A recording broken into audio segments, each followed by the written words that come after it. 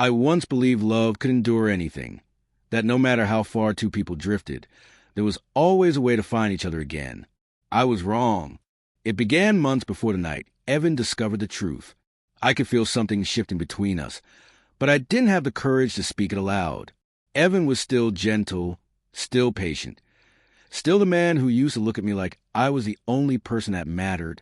Yet somewhere between his late nights at work and our quiet dinners filled with clinking cutlery instead of conversation, I began to fade into the background. That's when Daniel appeared.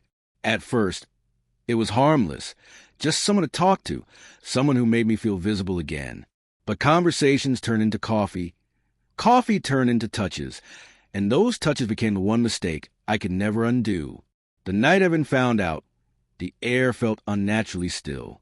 I remember the hum of his car pulling into the driveway, headlights cutting through the curtains. I sat on the couch pretending to read, while every nerve in my body screamed. Daniel had left only 15 minutes earlier. I didn't know how much Evan knew, only that his silence when he stepped inside wasn't ordinary. It wasn't tired or distracted. It was a silence of someone who already knew. He looked at me, really looked, like a man memorizing something he was about to lose. Then, in a quiet voice, he asked, "How long?" I couldn't answer. My throat closed, my heart pounding so hard I could barely breathe. He didn't yell. He didn't throw anything. He just stood there, his eyes heavy with the weight of everything collapsing inside him. After a long pause, he nodded slowly, as if confirming something to himself. "Okay," he said softly. "I get it." That calmness hurt more than rage ever could. Anger meant there was still something left to save. But calm was final. He walked toward our bedroom, and I followed. "Evan, please," I whispered. It didn't mean anything. I was just lonely. He said nothing. He opened the closet, pulled out a suitcase, and began folding clothes with quiet precision. When I tried to touch his arm, he stepped back. "Don't," he said gently. That one word stung worse than any scream. "I'm not angry," he continued, zipping the bag. "I'm just done. You broke something I can't fix." Tears blurred my sight. "Please, I'll do anything. Therapy, time apart, whatever it takes." He finally looked at me again, his expression a mix of grief and strange peace. "You already did everything," he said. "You just didn't do it with me." He picked up his bag, walked to the door, and paused. "I hope he makes you feel seen," he said quietly, "because that's all I ever wanted for you." Then he left. For days, I expected him to call, to return, to scream, to cry, anything, but he didn't. I later found out he'd rented a small apartment downtown. He transferred every bill into my name efficiently, silently, like a man closing a chapter without bitterness. The house became unbearable. His coffee mug still sat on the counter. His scent still clung to the sheets. Every corner whispered what I'd traded for a few stolen moments of attention. Daniel stopped calling, too. Maybe guilt got to him. Or maybe he realized I wasn't worth the wreckage.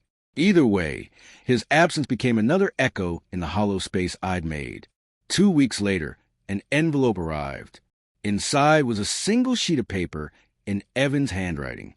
It wasn't divorce papers. It wasn't anger. Just a note that said, "You don't have to apologize. Just promise yourself you'll never confuse being noticed with being loved again." I broke down reading it. In those few words, he showed me more grace than I deserved. I reread that note over and over, hoping to find a way to undo everything. But there wasn't. The ink was final. Silence became my teacher. It made every sound sharper. The hum of the fridge, the creak of the floorboards, the whisper of guilt that wouldn't fade. I tried to go back to work, to smile at friends who didn't know what I'd done. But every time someone asked, "How's Evan?" it felt like a knife twisting deeper. 3 months passed before I saw him again, at the grocery store of all places. He was standing in the produce aisle, holding a bag of oranges, wearing that same calm that had broken me once before. I froze, but my feet carried me toward him anyway. "Evan," I said softly. He turned, eyes meeting mine. For a fleeting second, there was a glimmer, recognition, history, warmth. Then it was gone. "Hi, Claire," he said. Just my name. No anger, no affection. You look good. I managed to say, "You too." He glanced down at his basket. "I heard you sold the house." "Yeah," I whispered. "It didn't feel right without you." He nodded, "Probably for the best." There was a pause, the kind that used to be filled with laughter. "I wanted to thank you," I said, "for the note. It meant more than you know." He hesitated, then sighed. "It wasn't about forgiveness," he said. "It was about letting go, for both of us." My chest tightened. "Are you happy now?" He smiled faintly, the kind of smile that doesn't quite reach the eyes. "I'm getting there. Happiness isn't instant. It's just peace that stays a little longer each day." He began to walk away, but I couldn't stop myself. "Evan, wait." I called, my voice trembling. "If you ever wondered, I still love you. I never stopped." He turned slightly, his face half lit by the store's fluorescent glow. "Then you should have loved me when I was still standing there," he said quietly. And then he was gone. That was the last time I saw him. I wish I could say that moment changed me right away, that I rebuilt myself with grace. But healing isn't poetic. It's slow, messy, full of regret and repetition. Some nights, I'd scroll through old photos, tracing a smile on my phone screen. Eventually, I moved to another city, smaller, quieter. A new job, a new apartment, people who didn't know the story I carried.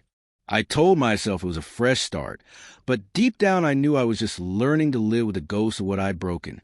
One rainy evening, while unpacking, I found a small box. Inside were ticket stubs, a few Polaroids, and a worn leather bracelet Evan used to wear. I sat there holding it, and something inside me shifted. Not a surge of pain, just quiet clarity. He hadn't punished me when he could have. He chose dignity over vengeance. And that choice showed me what real love looks like, the kind that releases instead of controls. I walked to the window, watching raindrops trace the glass, and whispered, "I'm sorry." Not to bring him back. That ship had sailed, but to finally admit it to myself. Because the truth is, I didn't lose Evan the night he walked away. I lost him long before that.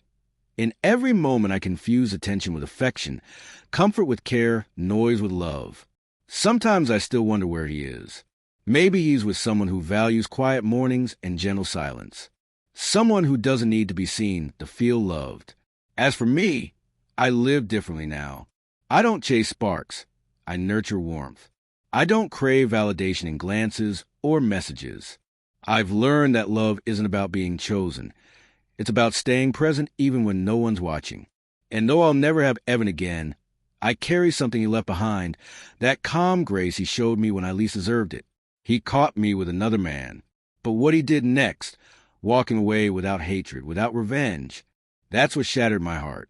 Because in that moment, I finally understood what love truly was, and how I never gave it back when I had the chance.